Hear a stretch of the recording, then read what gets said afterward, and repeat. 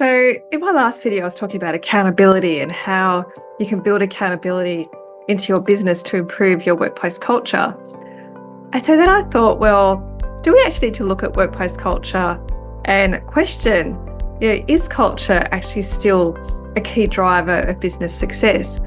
And so I did some research and looked at different research papers and studies since 2020.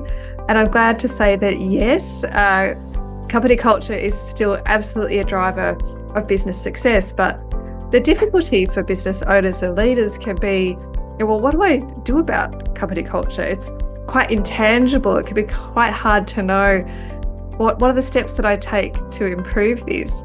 So I thought in this video, I would go through 4 steps on how you can evaluate your company culture.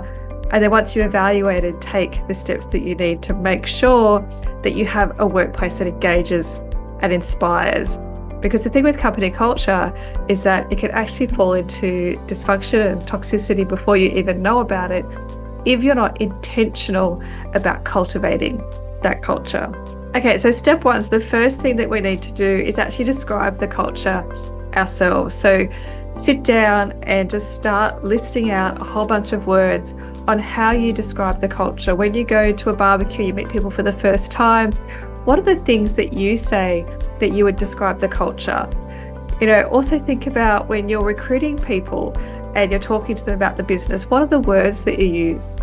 I'd also encourage you to write down the words that you use in those quiet, dark moments in your mind, because even the best company cultures will still have words that are maybe not so fantastic, and to put them down as well. And then the next step is that we actually need to test that out. So we need to ask our team to do a very similar exercise.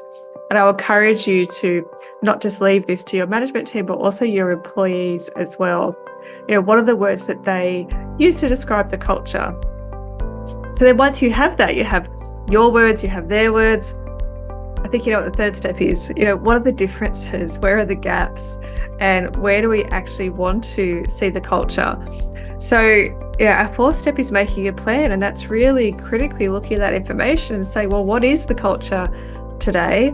Where do we want to get it to in 12 months? What does this business need to achieve over the next 12 months?